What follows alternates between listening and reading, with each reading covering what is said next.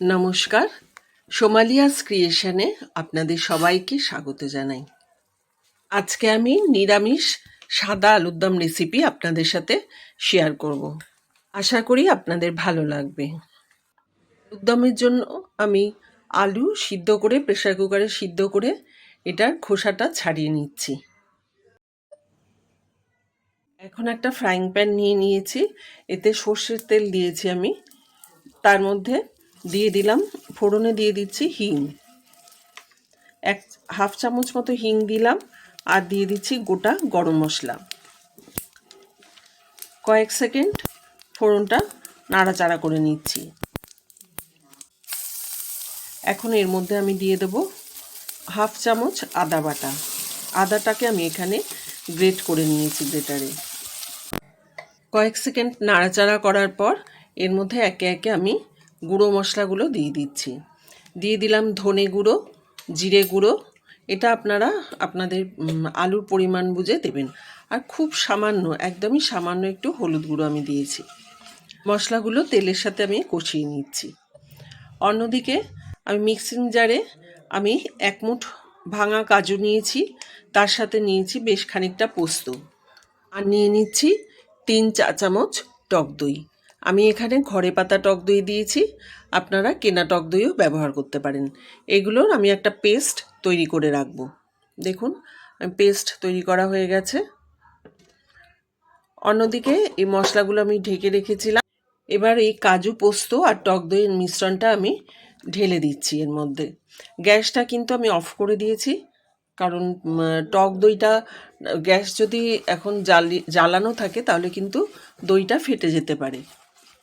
খানিকক্ষণ নাড়াচাড়া করে নিয়ে তারপর আমি গ্যাসটা জ্বালিয়ে দেব।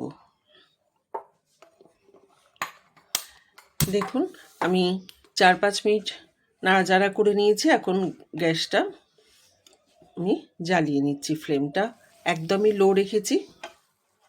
একটু কষিয়ে নিচ্ছি যতক্ষণ না এর থেকে তেলটা ছেড়ে আসে।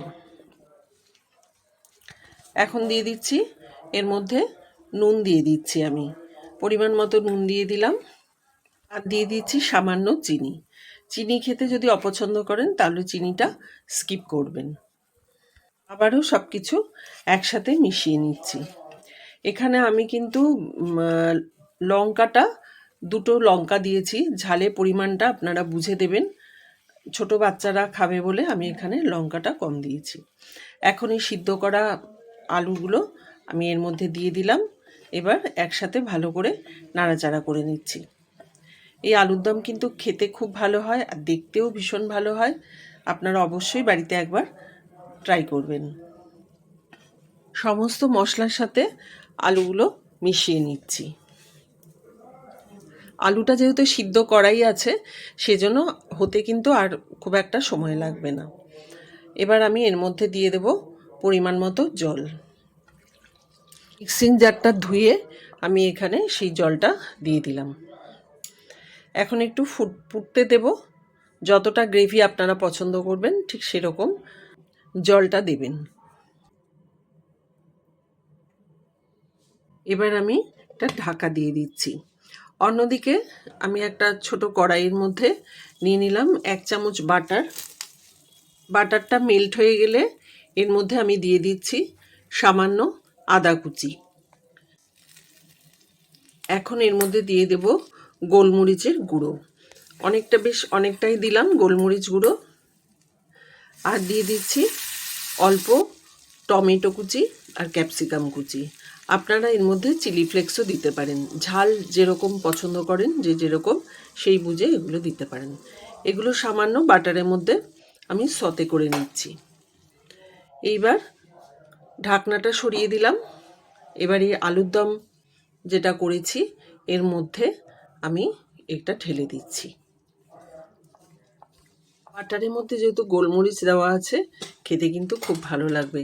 এছাড়া টক দই, পোস্ত এগুলো তো আছেই। আপনারা অবশ্যই বাড়িতে একবার এভাবে করে দেখবেন। এই আলুর দম রুটি, লুচি, পরোটা সব কিছুর সাথে ভীষণই ভালো লাগবে। ছোট বড় সবারই খুব ভালো লাগবে। আর লাস্টে আমি দিয়ে দিচ্ছি, হাতে গুঁড়ো করে দিয়ে দিচ্ছি কসুরি মেথি। এটা অবশ্যই দেবেন। যদি বাড়িতে থাকে অবশ্যই দেবেন। আর দিয়ে দিলাম গরম মশলার গুঁড়ো। এই কসুরি মেথি আর গরম মশলার ফ্লেভারটা কিন্তু খুব ভালো লাগবে। আমার সাদা আলুর দম তৈরি হয়ে গেছে। আর একটুখানি ফুটিয়ে নিয়ে আমি এটা নামিয়ে নেব। আজকের এই রেসিপিটি কেমন লাগলো অবশ্যই কমেন্টের মাধ্যমে আমাকে জানাবেন।